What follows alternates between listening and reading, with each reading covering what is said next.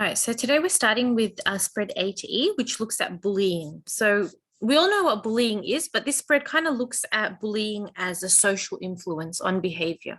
So basically, how bullying affects a person in terms of their behavior, how bullies or reasons for why bullies, are perpetrators of what they do. So basically, that's what we're looking at. And we're looking at the different types of bullying as well. Okay, because again, when you think about it, bullying is a social influence. Okay, it influences how people behave. So we're looking at 4 types of bullying, and a lot of them you've probably learned about in previous year levels or through those workshops that sometimes the school conducts. Okay, so the first one is physical bullying, then we've got verbal bullying, we've got social bullying, and we've got cyberbullying. So those are the 4 main types of bullying that we have. So bullying is basically defined as, when an individual or a group, so it could be either like one person or it could be like multiple people or more than, 2 people, for example. Okay, with more power. And this is the idea with bullying. Bullying is always to do with a imbalance in a power dynamic. Okay, so you can't be a bully if you don't have power, essentially. Okay, there's always an imbalance in the power dynamic. Okay, for example, a more popular person at school or someone with more status bullying someone who's got less status. And remember, we said that status is not something that you just universally have. It's something that people kind of bestow upon you. Okay, so status is how the members of your group see you, in other words. Okay, so that's the idea there. When we're talking about bullying, we're talking about, the individual group with more power, or in other words, more status or a greater role there, repeatedly and intentionally. So repeatedly means it's not just a one-time incident, it happens on a frequent basis. And intentionally means that this person isn't just doing things, isn't just saying something or doing something without understanding their effect on the other person. They do it with a clear plan to hurt the other person, okay, with a clear intention or a clear motivation to hurt or harm the other person, okay? And usually with bullying, the other group, or we can call them the victims of bullying, feel helpless to respond. So again, that helplessness to respond comes out as a result of the imbalance in the power dynamic. Okay, it's very difficult to say that 2 people of equal status and equal power, can be an example of bullying. Okay, so we can't say, for example, if we've got 2 CEOs in a big company, because bullying is not just something that we see at school, right? It's something that we can see in workplaces. It's something that we can see in the media. Okay, so when we're talking about bullying, it's not just like if I've got 2 CEOs who are on an equal level in a company or in an organization, and they are, saying bad things to each other, that's not bullying. Okay, because bullying always has to be kind of like one-sided. It's not mutual. Okay, if you're arguing with that person and they're arguing with you, that's not bullying, that's just conflict. Okay, so bullying is, we need to understand what bullying is not. Okay, first of all, bullying is not a single episode of social rejection or dislike. So if someone sees you in the hallway and says, oh, that's a funny looking jacket you're wearing, okay, and they never say anything bad to you again, that's not an example of bullying, because that's just a single episode of social rejection. Okay, but bullying, we said, is a repeated or frequent act of harm or hurt to another person. Again, similarly, it's not a single episode or act of nastiness or spite. It's not a random act. Again, we say it's not random because we say that it's intentional, it's premeditated, it's pre-planned. If you're a bully, you might have planned from the day before how you're going to, corner someone in the hallway and, intimidate them. It's not just something that happens randomly. It's not just something that happens on accident. Okay, bullying is never something that is unintentional or something that happens on accident. Okay, so that's the basic idea. Never happens on accident. And bullying, again, like we said before, it's not mutual disagreement. It's not bullying if both parties are involved. Okay, you can see in this picture here, for example, one person is more involved. The big guy in this picture is more involved than the smaller one. Okay, so you can clearly see a perpetrator and you can clearly see a victim there. Okay, so that's just an example of what bullying is. Why is it important to know all of these different characteristics? Because sometimes if we give you a scenario and we might ask you to justify, you remember guys, when we did what's it called? A bit of mental disorder. I know we didn't do an actual SAC on that. We did a research project, but when we were studying the topic and we were looking at, okay, does this person have a mental disorder or do they not? And then we used reasons to justify why they did. For example, they're not getting out of bed. They're not interacting with their friends. Okay, and we do this in Health and Human as well on that note. Bullying is basically, these are the characteristics for bullying to occur. So if we gave you a scenario in the SAC and we said, okay, this person is, seeing this person in the corridor and, they tell them that their jacket looks funny, but then they never really insult them again. Okay. Or they're usually quite friendly to them, but one time they give them a nasty comment.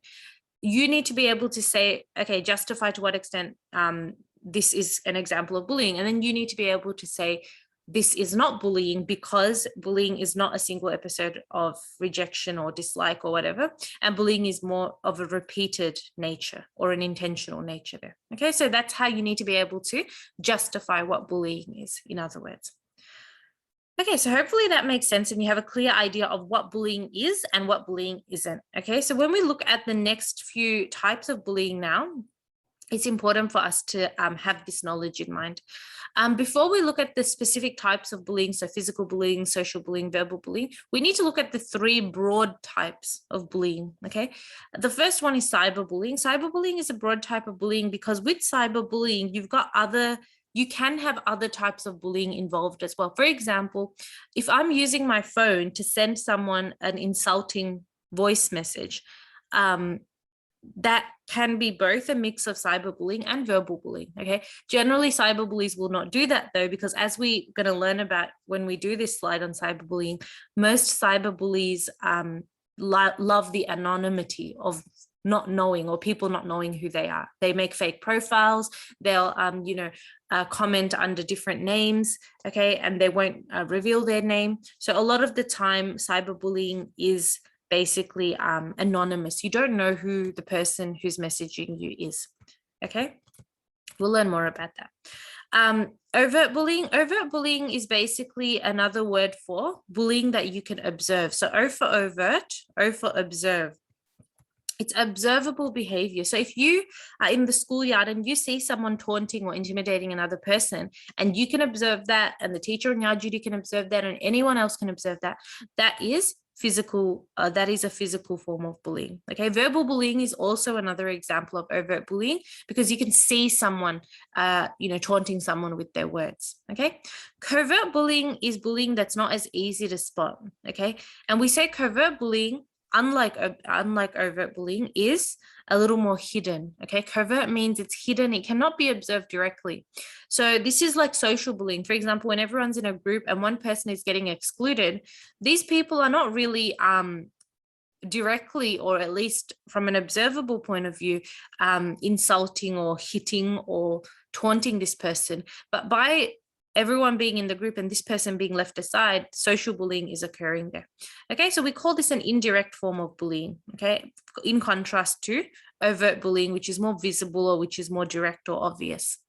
Okay, so that's the basic idea. So remember that physical and verbal bullying tend to make up our overt bullying, and social bullying tends to make up our covert bullying, as well as cyberbullying as well. So cyberbullying also makes up our covert bullying because it's not always able to be observed directly there. Okay, especially if the person is using like a fake profile or a fake name. Okay, so the first two that we'll look at, so remember we said physical bullying and verbal bullying are overt. Okay, they're overt because they are observable in nature. Okay, we can easily observe this happening. If you see someone, taking someone and kind of like pushing them against a locker or something, or tripping them in the hallway, those are things that we can see with our own eyes. Okay, they're easy to spot and they're easy to see. Physical bullying involves physical contact. Okay, so basically you are using some kind of physical force there.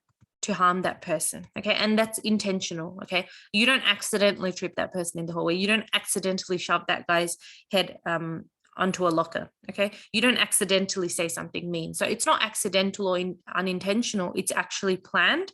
So you plan, you put your foot out in the hallway to trip this person, or, you know, you actually corner this guy in the hallway to smash his head against the locker. Okay. Examples of physical bullying include anything that involves physical force. So we're talking about hitting, kicking someone, tripping someone, punching, pinching, pushing, damaging property. Any of those are examples of physical bullying there. On the other hand, verbal bullying involves bullying with words. Okay, so verbal means related to words, related to speech. So verbal bullying can include things like name calling, insulting someone, teasing, threatening, making comments that are maybe racist, homophobic, or sexist in nature as well, or offensive to that individual. So that's verbal bullying there. And as we said, both physical and verbal bullying are overt forms of bullying. So they're obvious, they're clear to see, and they're not hidden. Okay. And remember, you need to understand this classification because this is how we classify the types of bullying. Okay. Physical and verbal bullying are classified as overt bullying. So if you ever see a scenario in the SAC or exam, and then it says, classify the type of bullying demonstrated in the scenario above, you need to be able to say, okay, this is physical bullying, and physical bullying is a type of overt bullying, which means that it's easily observable by others. Okay. So that's basically how you would link that up. So social bullying, like we said, is the more covert or the more indirect type of bullying. It's harder to spot because when people exclude another person, particularly in secondary school or high school settings, as well as when you're like, the older you get, the less obvious social bullying is. Okay, in primary school, if you've ever, seen primary school students and they exclude and social bullying happening in primary school, it's a lot more obvious. It's like, ew, we don't want you to be in our group anymore, get lost. Like, it's really, really obvious. Okay. But in secondary school, it's not as obvious. So social bullying, especially in secondary school, especially as an adult in kind of older settings there, is basically bullying which harms a person's social reputation. Okay. The older you get, and this is a part of your stages of development as well, the older you get, the more you value your social well-being and your social kind of environment around you. Okay. And obviously, the more important your reputation is to you. When other people see that, they are able to hone in on a type of bullying where they know they can destroy that reputation or compromise that reputation. And the best way to compromise someone's reputation is to humiliate them, usually in public. Okay, and when we say in public, we mean in front of others. Okay, not in general society always, but in front of others in the school hallway or in front of others, in the courtyard at school or something like that. Okay, so social bullying is more covert because it's more hidden, it's not obvious, and it's out of sight. Okay, and this is why it takes a lot of time to pick up on social bullying compared to physical or verbal bullying. Okay, particularly in contexts like schools and universities and workplaces. It's very hard to actually catch this bullying occurring. Okay, this is also because social bullying is covert because it can also be carried out behind the victim's back, okay, rather than only to their face. So it's not something like just screaming at them, in front of their face, but it's actually like you can also kind of carry out social bullying behind the person's back, okay? Examples of social bullying include, and you don't need to know all the examples, maybe just know at least two, okay? Examples of social bullying. So all of these you would realize work to ruin a person's reputation and work to humiliate them, okay? So spreading rumors about someone, slander. Slander is basically spreading information about someone that's not true, okay? Whereas backbiting is when it is true, but it's still bad that you're spreading that information. So slander is generally spreading lies about a person, playing nasty jokes or pranks on a person, telling others to exclude someone from activities. Okay, why do we need to invite that person? Just leave them. Who cares about them? Kind of thing. Mimicking someone, okay, and giving menacing or contemptuous facial or physical gestures. So kind of greasing someone off in the hallway. Okay, so that's basically social bullying. Okay, and when you're being socially bullied, you feel you feel very inferior as well. That's the main goal of people who engage in social bullying. It's to make you feel less than, it's to make you feel inferior, to make you feel like you don't fit in. That's the key goal there. Okay, so that's social bullying. We look at cyberbullying. Cyberbullying is one of the more common ones, I guess, in today's society. It is, I would say it's more a type of covert bullying because it's very indirect. And again, especially when people use like anonymous profiles, it becomes more difficult to track, and it becomes more difficult to kind of observe that happening and who's doing it, kind of thing. So cyberbullying is basically any type of bullying that's carried out using digital technologies. Okay, for most of you guys, that would be your smartphone or your mobile phone, but it can also be used carrying, it can also be carried out using computers, laptops, tablets, instant messaging. It's not just on Facebook. You can actually text the person as well and bully them. Okay, but generally that doesn't happen because that's a little bit more easier to track. Okay, particularly if schools or workplaces are to do investigations into that bullying, it's a lot easier to track someone using a mobile phone number or an SMS compared to tracking them on social media. Okay. Again, texts, websites. Okay, a lot of bullying also happens on forums like Reddit or forums like, online forums or discussion boards and things like that. Anytime bullying happens on an online platform, okay, generally it's cyberbullying. Cyberbullying is an issue because it can happen at any time. Okay, back probably 30, 40, 50, not 30, sorry, that's too recent. Probably like looking back like 50 years ago, maybe, it was actually a lot difficult. It wasn't easy to do cyberbullying. In fact, cyberbullying wasn't an issue at all because people didn't really have, a lot of people didn't have computers. A lot of people didn't have smartphones weren't a thing for that matter. Okay, your smartphone basically looked like a cordless phone that people have in their homes. So people didn't have the opportunities or the amenities or facilities to actually carry out cyberbullying. So cyberbullying is more of a modern issue. It's a modern type of bullying. Okay. And one of the issues with cyberbullying is, unlike just being bullied at school or being name called at school in the 1950s or 1940s, now cyberbullying actually follows you home. Okay, it's not just something that's restricted to school. It's not just something that finishes when you finish work at 5 p.m. Okay, it's something that actually can follow you home every time you log into your Instagram, or every time you log into your Facebook or your email address or whatever. That can actually follow you home there. Okay, examples of cyberbullying. So again, you don't need to know all of them, just know at least 2 examples there. Okay, so we're looking at anything that involves harming someone intentionally online. So sharing images, especially those of a private nature, or for that matter, sharing text messages as well. So for example, if you texted someone in confidence about another person, they might expose you online, okay, and then say, oh, look at what kind of a bad person this person is. Texting or emailing threats and insults, sharing someone's secret information online. So that could be a password, that could be that person's secret that they told you in confidence, okay, about themselves. Identity theft can also occur. This is connected to making fake profiles related to the person you're bullying, and those fake profiles might be very kind of degrading, okay? And obviously, this is the issue with social media. It's very hard to control who makes a fake profile of you and who doesn't. So you don't really know. There could be someone out there who's made a fake profile of you and are putting bad kind of content on that. Okay, so it's scary, but that's what cyberbullying is.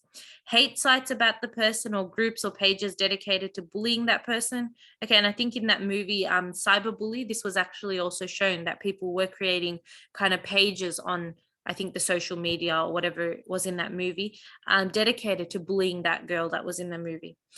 Setting up a stunt to bully a person or pranking the victim are also examples of cyberbullying, particularly when the prank is put online on a page to degrade that person. Okay, so that's cyberbullying. So just know any 2 examples that are easiest for you to remember there. Okay, we're looking now at the factors that influence bullying and cyberbullying, okay? So these are just some general factors. A lot of them are kind of common sense or general knowledge, but again, you don't need to know all of them. So I would say just learn at least 3. Okay, 3 factors from these little bubbles here.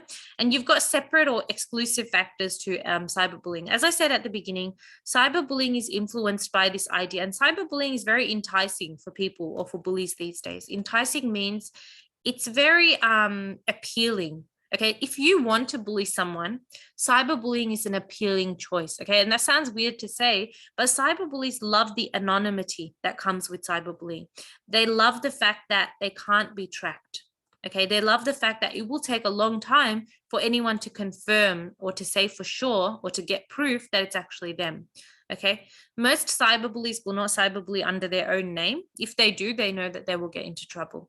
Okay, so the anonymity, the fact that I can be anonymous online, okay, is actually something that bullies enjoy, and it's something that they find appealing. And this is why cyberbullying is actually always on the rise, because most bullies will opt for cyberbullying as compared to like directly bullying someone at school or at work.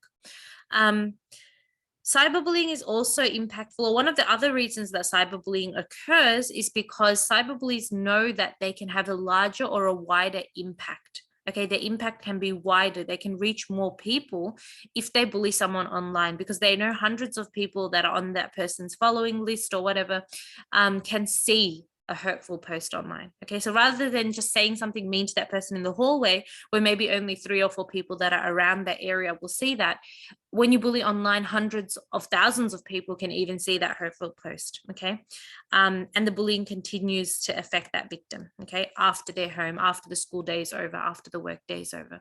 So these are some factors that influence cyberbullying. Maybe just know at least 2 factors that influence cyberbullying, and we'll make this 2 factors that influence normal bullying. Okay, so 2. Okay, so when we look at what are the general causes of bullying, these are some reasons why bullies bully. Okay, someone else is bullying them. A lot of the time, bullies don't just get that behavior out of nowhere. They might have a difficult home life. They might have been bullied before in the past themselves, okay, when they were younger. And they're kind of now reflecting that kind of behavior or that kind of feeling towards others as well. Okay, a lot of the time bullies feel powerless in their own lives. A lot of children who become bullies at a young age and who continue to bully generally come from households where abuse happens or where domestic violence happens. Okay, so that's basically them trying to make up for the lack of power they have by putting someone else down. Jealousy or frustration. If you see a bully hurting another person who's maybe got better things than them, like a working laptop or a good textbook that's not like ripped up, or they know that this person's got a really supportive family, or they know that this person is always doing well in sports at school, or always doing well in their grades, or always doing well in extracurricular stuff, they might be jealous or frustrated by that, and they might bully as a response to that jealousy or frustration. A lack of understanding or empathy. Yesterday I shared a small video on Schoolbox about empathy and what empathy is. Empathy is being able to understand someone and get on their level. When you're a bully, you don't have empathy because you can't understand that what I'm saying to this person, what I'm posting about this person online, what I'm doing to this person is harming them. You can't get on their level. Okay, so if you don't have empathy, that can cause bullying as well. Sometimes bullies bully just because they're looking for attention. Okay. Sometimes bullies, again, mimic their behaviors of their family. If their family are generally people who put others down, it's as a child, you grow up and you see that and you think that that is okay, especially if the family puts other people down and they laugh about it, or it becomes like a social activity in the household. Okay. Bullies might bully as a result of just mimicking the behaviors that they see at home. This is an issue. Bullying behavior gets rewarded. Okay, if we see someone bullying someone else and then someone laughs about it, or someone's like, oh my god, that's actually quite funny, the bully actually gets rewarded. Okay, and this is actually called positive reinforcement. I use a different color. Positive reinforcement. We'll learn about more about positive reinforcement next year when we do our models of learning. Inshallah. But positive reinforcement is basically this idea that if you do something, I give you a pleasant consequence or a positive kind of reward for that. Okay. Reward as in, I'm not going to go up to a bully and say, oh, wow, that was a really good form of bullying. Here's a lollipop. Okay. I'm not going to do that. But if the bully does something and they don't get punished for it, or people around them smile for it, or no one really calls them out for it, they are going to feel like they are getting the attention they want. And for some bullies, attention is the biggest reward of all. Okay, so we have to think about it that way as well. And for other bullies, sometimes it's just an inability to regulate their emotions. So they have like anger management issues, or they're very unstable. They've got a lot of mental instability there that's affecting their ability to kind of regulate their mood and their emotions. Okay, so just know any 2 for cyberbullying here. We've only got 2, so just learn those 2 and then learn any 2 for the causes of bullying. Okay, so the effects of bullying, we've got so many here, but you don't need to learn all of them, obviously. Just learn any 3. Okay, and this is again very general knowledge, very common sense. This is basically the effects of bullying on the victim, okay, or on the person that's being bullied. Okay, basically on the person who's experiencing that bullying in some way by one person or by another group of people. So students who are bullied are likely to feel unsafe. They're likely to be suspicious of others. They grow up having major trust issues. Okay, they don't feel like they can trust other people. They feel disconnected from school, and as a result of that, they often have low productivity. So that means that they don't turn up homework things on time. They don't try their best in assessments, that kind of stuff. Lonely and isolated, okay? And they obviously experience issues with relationships and friendships. Okay, they might feel reluctant or hesitant or don't want to attend school and work, okay, because maybe they're getting bullied at work. They don't want to attend. So there's increased absenteeism, okay? The days that they're absent increase. Afraid and powerless to act. Guilty for not acting or defending themselves. So there's a lot of victims actually experience a lot of self-hate that stems from themselves, okay? Thinking, oh my God, if I was a bit stronger, I could, overcome this bully, or, I'm the one who's letting the bully, continue to bully me. So a lot of self-hate and a lot of self-blame occurs, okay? And that's one of the effects of bullying, to degrade a person to that extent that they start blaming themselves for what's happening. Depressed and anxious, so these are our mental health effects, okay? Increased stress level, again, another mental health effect. And next year, when you do stress, the outcome about stress and the chapter about stress, you're going to be learning about a stress hormone called cortisol. You might have already learned about it in science or biology. Basically, the more cortisol that gets released in your body, the more your immune system is suppressed. This is why stressed people also become sick people. Okay, so victims of bullying are more likely to fall sick very frequently. And this can, again, cause them to also be absent from school frequently. An increased desire to smoke, use alcohol or other drugs to escape. So we call that escape methods, okay? And basically to escape that depressing or harsh reality that they are being bullied, as well as a difficulty in concentrating at school. So that can also affect your ability to, be productive. And a lack of security and stability. So feeling like you're not safe, feeling like nothing's going the way it should, just feeling basically very like life is very unpredictable and that you're not in control. Okay, and that's not a good feeling to have if you are a victim of bullying there. So those are many, many factors. You just need to know 3, okay? Any 3 for the stack, any 3 that make the most sense to you and that are easiest for you to remember. Okay. All right, guys, that's it. So that's basically looking at spread A to E. So we'll cover spread A to F on Thursday. And I've also got a practice sack that I'll give you guys on Thursday as well. So I'm just going to stop the recording here.